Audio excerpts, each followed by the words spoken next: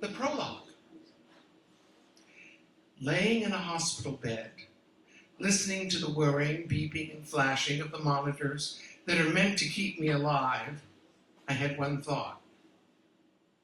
I can't die yet. I haven't been discovered.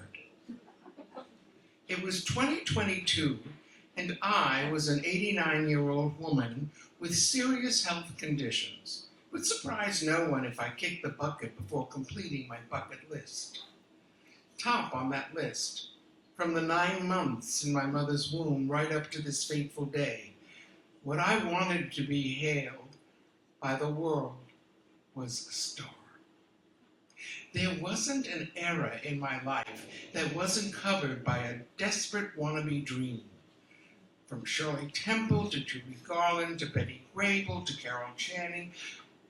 Would you believe Whoopi Goldberg? I challenged each of these ladies to an imaginary talent contest, which I always won. As it is wont to do, reality got in the way. I was just another 1950s girl in Bert Lahr's Cowardly Lion costume. I lacked the courage of my silent convictions. I wasn't the first, and I won't be the last female who tried to have it all, balancing marriage, children, and work. My marriage to a workaholic with a wandering eye was helpful until it wasn't. Over the years, my 3 daughters were the ballast that righted my oftentimes sinking ship. No matter how conflicted I was, I never stopped working or looking for someone to take me somewhere over that rainbow. When I felt my body was no longer capable of doing my best at age 84, I performed my last one-woman show. Thank you, Mr. Dylan Thomas. I did not go gently into that dark night. My need to put my 2 cents into any discussion, debate, or dialogue on any subject, even when nobody asked me, found its creative home in my blah, blah, blog. A good friend kept pushing me to write a memoir. Who in the hell would publish, no less read a book about Sally Jane What's-Her-Name? In the publishing world, the days of discovering hidden, unknown talents were over. Celebrity and books with a hook became the way of the publishing world. I wasn't a bastard child of some foreign prince who turned up on Jerry Springer in search of my long-lost father. I confess, writing a memoir was not a new idea for me. Of course, this big-mouthed know-it-all wanted to tell it like it was. At 89, there were so many challenges. Would I be able to tell my version of the truth without blame or shame? Did I have the physical stamina? The latter question was easier to answer than the former.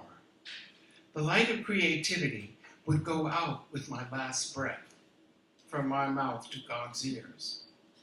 I did have enough breath to write my story, share a few mixed opinions and judgments, keep my arthritic fingers and absurd mental meanderings moving around a keyboard.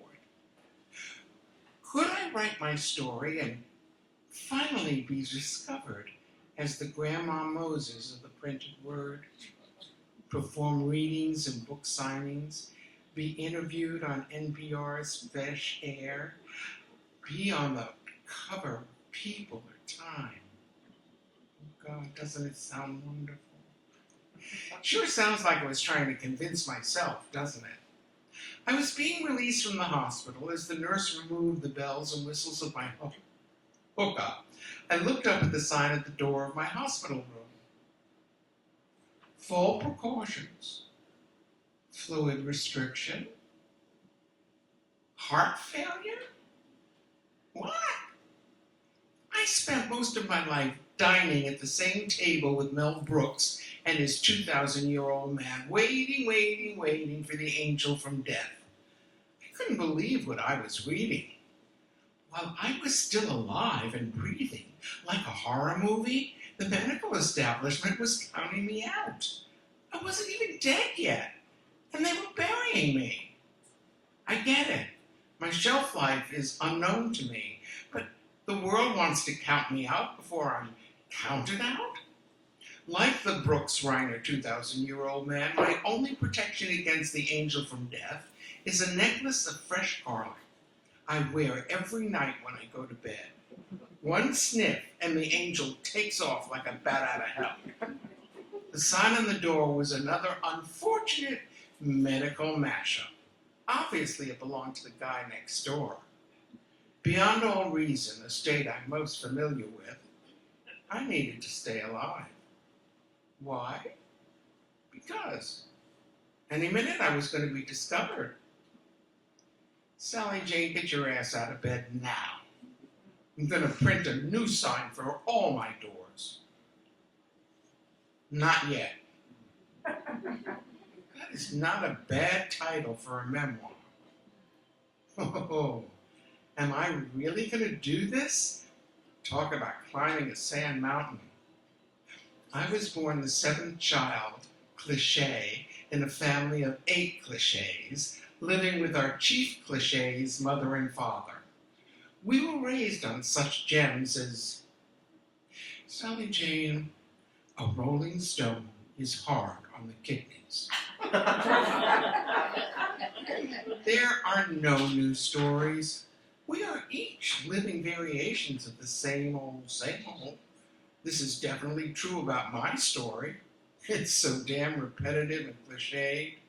Sex, stardom, marriage, sex, parenting, sex, stardom, sex, stardom, sex, divorce, and most importantly, the childhood trauma that gave me a passport to be a very sophisticated neurotic. You do know the difference between a neurotic and a psychotic, don't you? A neurotic is someone who builds castles in the air. A psychotic is someone who moves in. Sorry, I just had to. It's one of my favorites, and it's so apropos. Wait a minute. Does this mean what I think it means? I've always believed that God takes care of fools. I'm still here, so it must be true. A memoir can only be written by me, right? I have to be alive to write it, right? I'm not going to worry about truth or stamina.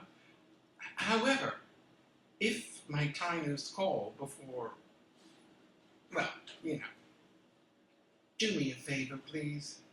Do what I'm doing. Make it up and finish the damn thing while I add another sign to my door. Welcome to my story.